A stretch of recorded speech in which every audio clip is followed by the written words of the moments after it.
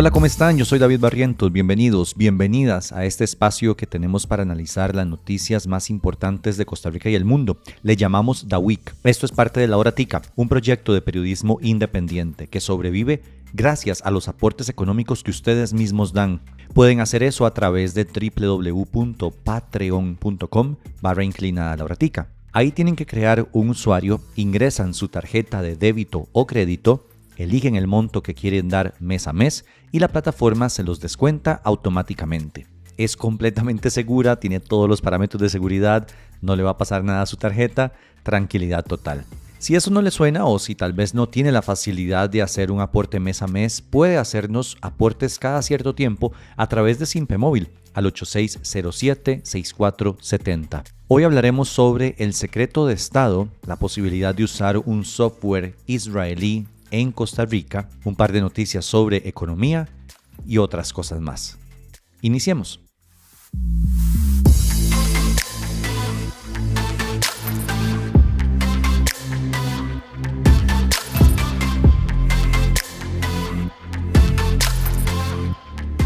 Hay una decisión del gobierno de Laura Fernández que esta semana encendió varias alarmas. La jerarca firmó un decreto que declara secreto de Estado una amplísima cantidad de información relacionada con seguridad nacional, incluyendo datos de la Dirección de Inteligencia y Seguridad, la DIS, del Consejo Nacional de Seguridad Pública, de la llamada Fuerza Élite y también de otras operaciones o coordinaciones en materia de seguridad y defensa que sean dirigidas desde Casa Presidencial.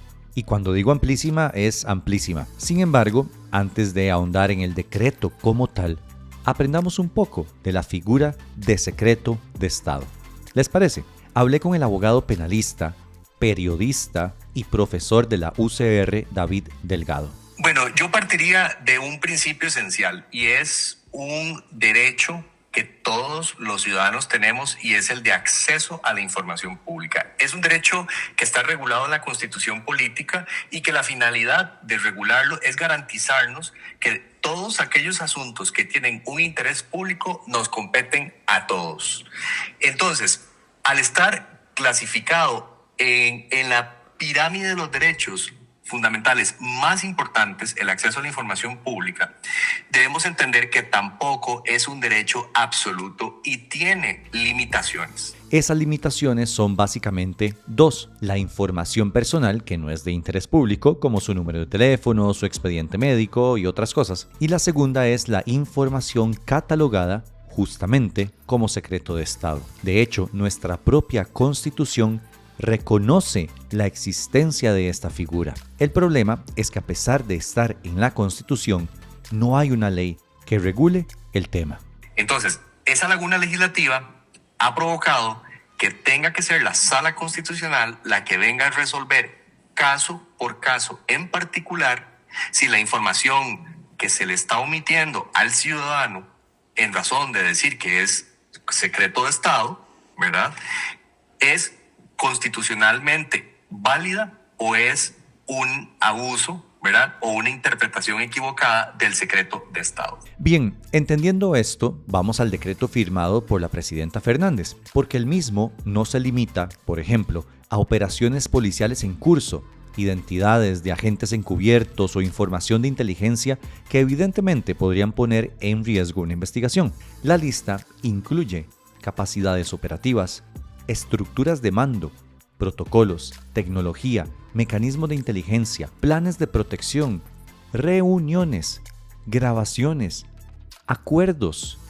pero también presupuestos, gastos y procesos completos de contratación pública. Es decir, estudios previos, requisitos técnicos, ofertas recibidas, adjudicaciones, contratos, financiamiento y hasta la ejecución de esas contrataciones pueden quedar cubiertos por el secreto de Estado. Y hay una frase particularmente importante en el decreto.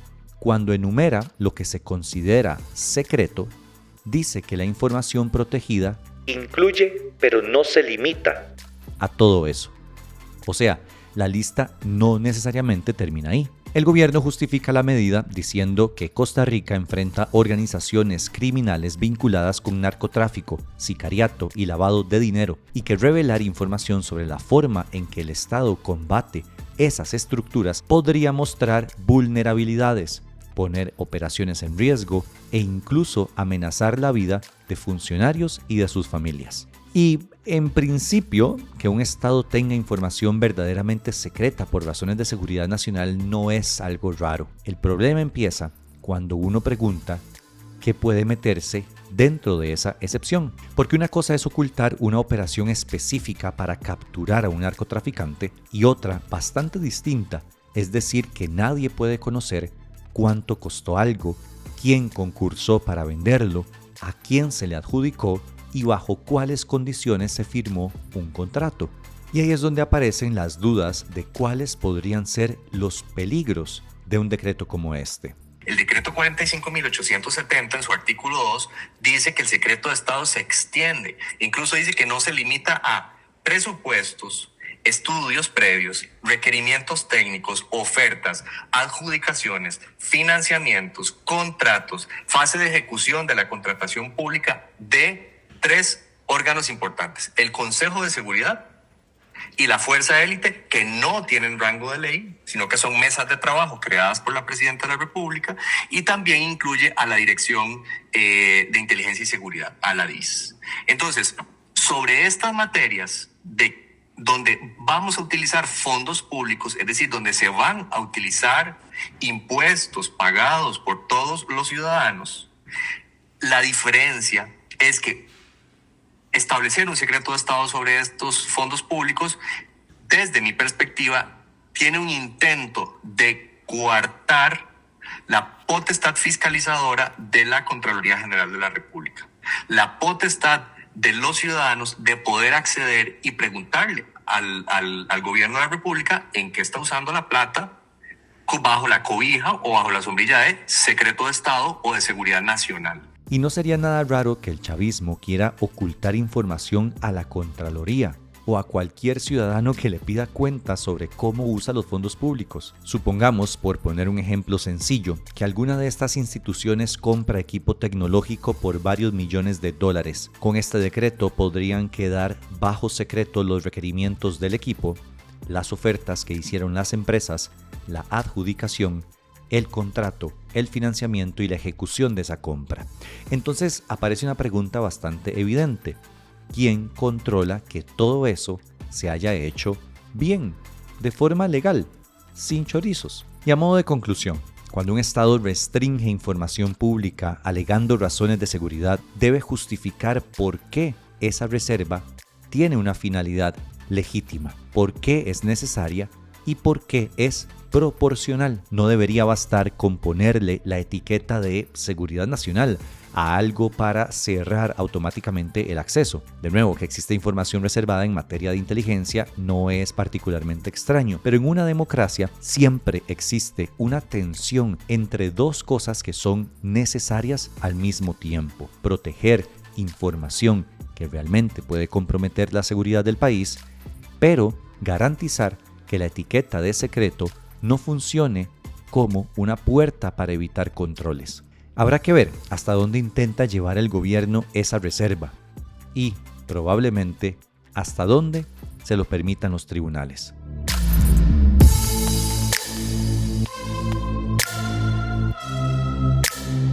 Y hay otro caso de esta misma semana que ayuda a entender por qué esta discusión sobre el secreto de Estado no es abstracta. La Sala Constitucional condenó al Ministerio de Hacienda por no responder de manera completa una solicitud de información sobre las tecnologías de origen israelí que el gobierno anunció para combatir la evasión fiscal y el contrabando.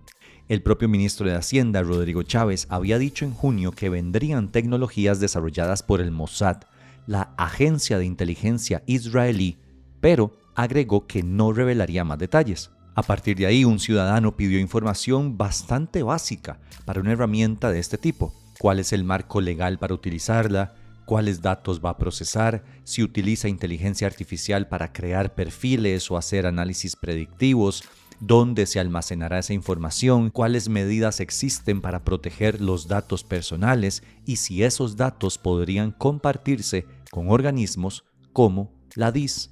Hacienda respondió básicamente que todavía estaba explorando opciones y que, cuando fuera oportuno, daría la información correspondiente. La sala consideró que esa respuesta era demasiado genérica y ordenó contestar de manera completa. ¿Y por qué esto se conecta con el decreto de secreto de Estado? Porque imaginemos que finalmente el gobierno decide comprar un software de inteligencia, análisis de datos o vigilancia para alguna institución incluida dentro de esta nueva declaratoria. Si esa compra se realiza para la DIS, para la fuerza élite o para alguno de los fines cubiertos por el decreto, podrían quedar bajo secreto los estudios previos, los requisitos, todo lo que les dije anteriormente, el contrato, el financiamiento, etc. Y vean, llámenme loco si quieren, o paranoico, no sé, pero es que esto a mí me preocupa bastante, porque en El Salvador, por ejemplo, una de las primeras cosas que hizo el autoritario de Nayib Bukele fue declarar como secreto de Estado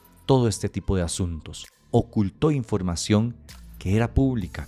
Y por si fuera poco, una investigación de Citizen Lab, Access Now y Amnistía Internacional determinó que 37 teléfonos de 35 periodistas y activistas fueron infectados con Pegasus entre julio de 2020 y noviembre de 2021. Ok, pero ¿qué es eso? Pegasus es un software espía desarrollado por la empresa israelí NSO Group. Una vez que infecta un teléfono puede acceder a mensajes, fotografías, correos, llamadas e incluso activar de manera remota el micrófono y la cámara. Citizen Lab encontró además evidencia de que de algunos dispositivos se extrajeron varios gigabytes de información. Uno de los periodistas de El Faro, medio bastante crítico del régimen de Bukele, aseguró que su teléfono estuvo comprometido durante 269 días. Entonces, de nuevo, imaginen que el gobierno costarricense compra un software bien poderoso desarrollado por alguna empresa israelí y lo mete bajo el secreto de Estado. Y ya, no vamos a poder tener información sobre este tipo de cosas. En fin, vamos a ver qué pasa con este asunto, pero hay que ponerle mucha atención.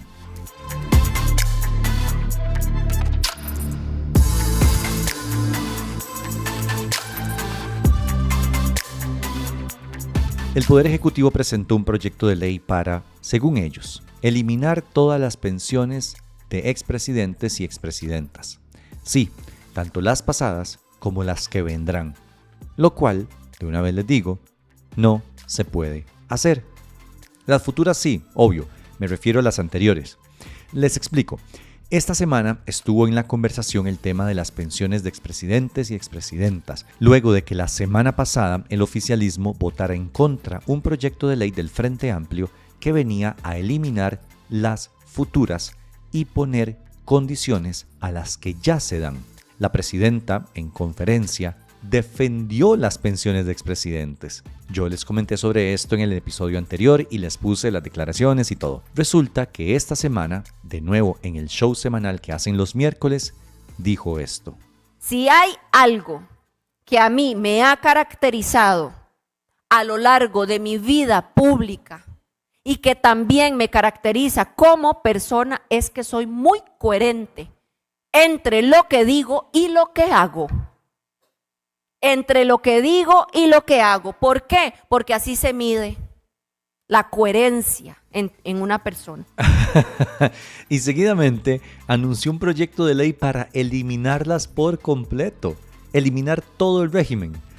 Sin embargo, justo ahí está la trampa, porque pretende quitarles del todo la pensión a personas que la obtuvieron legalmente en el pasado.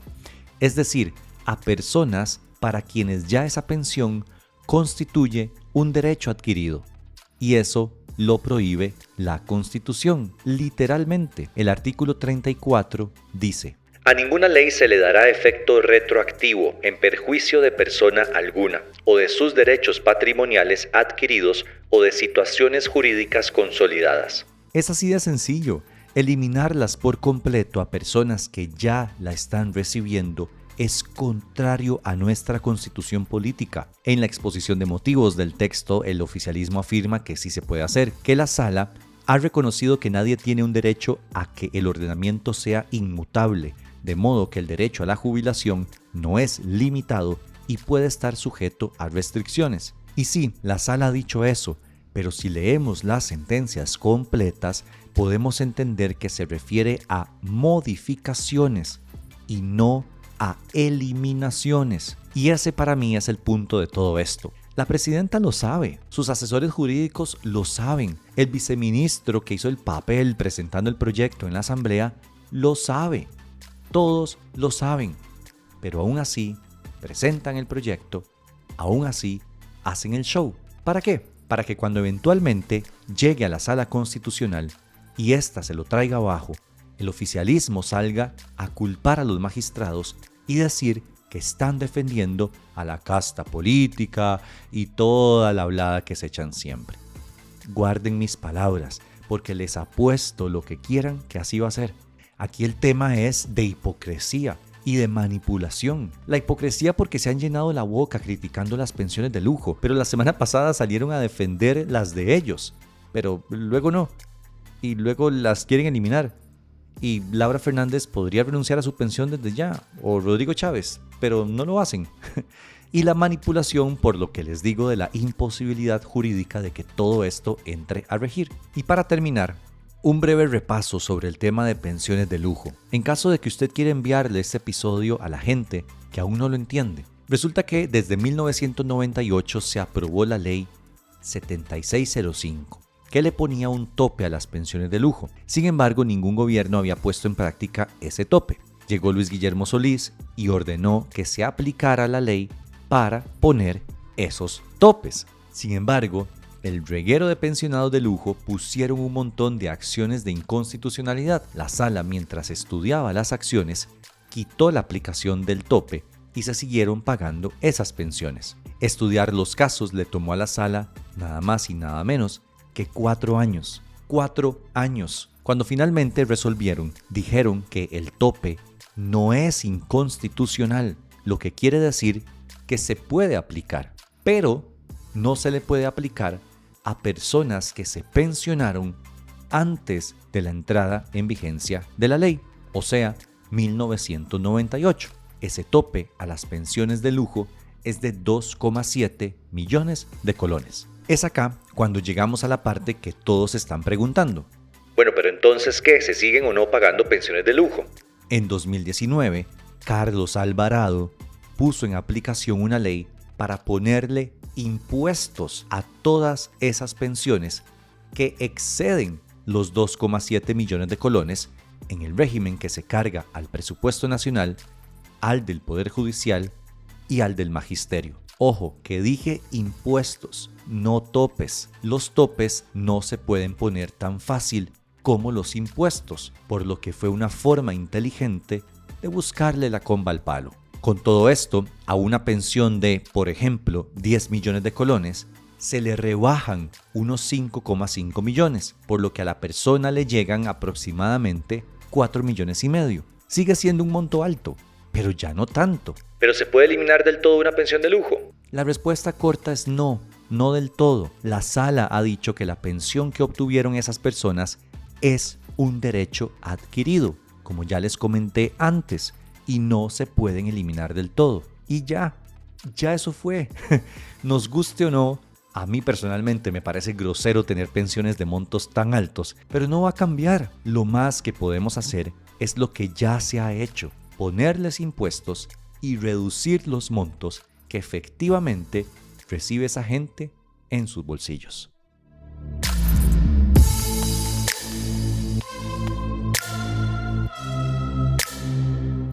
Desde hace meses vengo diciendo que la supuesta economía jaguar es un espejismo. Y acá viene otra prueba. Las zonas francas ya no están creciendo ni cerca de como lo hacían antes. Según el índice mensual de actividad económica del Banco Central, en junio los regímenes especiales donde están las zonas francas, crecieron un 2,9% interanual. Para tener una idea, en junio del año pasado, el crecimiento era 14,3 puntos porcentuales más. Estamos en el punto más bajo de crecimiento de este régimen, escuchen bien, desde la pandemia. O sea, desde el 2020, cuando el mundo estaba en crisis, no se veía un crecimiento tan bajo. Y la desaceleración viene principalmente de dos áreas que han sido claves para las zonas francas: la manufactura, especialmente dispositivos médicos y productos metálicos, y algunos servicios profesionales y administrativos. De hecho, por primera vez en mucho tiempo, el régimen definitivo, es decir, buena parte de la economía que funciona fuera de las zonas francas, creció ligeramente más, un 3,1% frente al 2,9% del régimen especial. En conjunto, la economía costarricense creció un 3% interanual en junio, pero también hay una pérdida de velocidad. Son 2,2 puntos porcentuales menos que un año atrás, y cuando uno baja a ver los sectores, el panorama es bastante desigual. La actividad agropecuaria se desaceleró en 1,2 puntos porcentuales. Hubo mejores resultados en banano, raíces, tubérculos, carne y huevo, pero la producción de piña y café cayó bastante. La manufactura también perdió bastante fuerza. Su crecimiento disminuyó 9 puntos porcentuales con respecto al año pasado. Dentro de las zonas francas avanzó un 1,2%, mientras que la manufactura del régimen definitivo, o sea, las empresas fuera de zonas francas, cayó un 0,9%. Donde sí hubo bastante movimiento fue en construcción, que creció un 9,5%, impulsada tanto por proyectos privados como por obra pública, incluyendo carreteras, puentes y trabajos en el aeropuerto Juan Santamaría. El comercio creció un 2,7% y los servicios un 3,9%. Ojo, yo sé que son demasiados números y términos con los cuales tal vez no estemos tan acostumbrados. El punto acá es que uno de los principales motores del crecimiento económico costarricense se está enfriando con bastante rapidez. Y eso importa porque durante años las zonas francas han compensado buena parte del desempeño más mediocre de la economía que está fuera de ese régimen. Si esa diferencia comienza a desaparecer, la pregunta es ¿quién va a tomar el relevo para sostener el crecimiento del país? Y la segunda pregunta es ¿qué carajos están haciendo las autoridades para que el régimen de zonas francas deje de crecer tan lento y empiece a retomar sus niveles normales?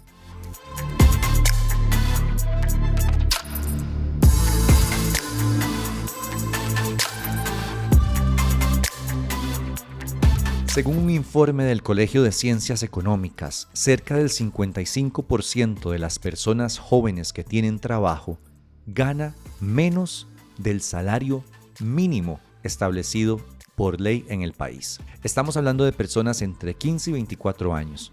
Y acá hay varias razones detrás. Una es la informalidad, según dice el documento. Muchos jóvenes trabajan por cuenta propia, en empleos informales o en condiciones donde simplemente no se respeta el salario mínimo. Pero también está el tema de las jornadas parciales y la inestabilidad. Es decir, jóvenes que sí consiguen un trabajo formal pero con pocas horas, contratos intermitentes o empleos que no les permiten alcanzar un ingreso suficiente para sostener una buena calidad de vida. Y el problema no termina ahí.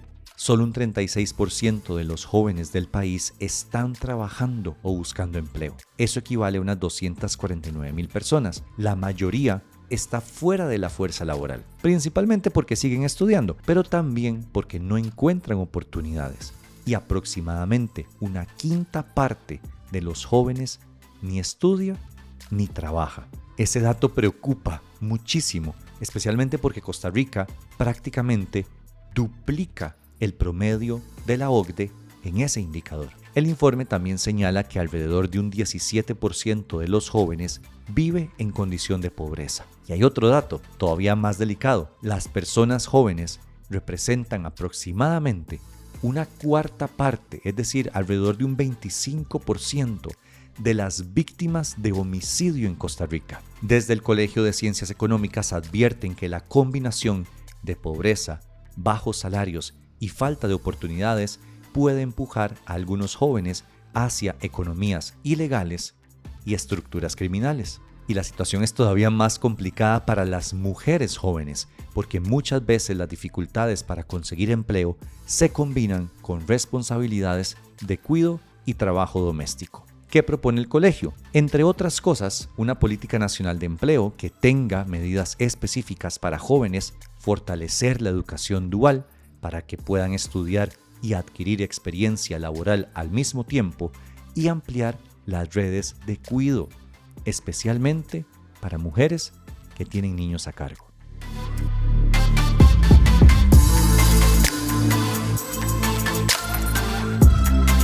Esto fue un resumen de las noticias más importantes que sucedieron en Costa Rica del 10 al 14 de agosto. Recuerden que pueden seguirnos en todas nuestras redes sociales como @lauratica. Pueden compartir este podcast para que le llegue a más personas, pero lo más importante que pueden hacer es apoyarnos con su financiamiento. La Hora Tica vive solo porque ustedes así lo quieren. www.patreon.com/lauratica o pueden hacernos un simpe móvil, es así de sencillo, al 8607-6470.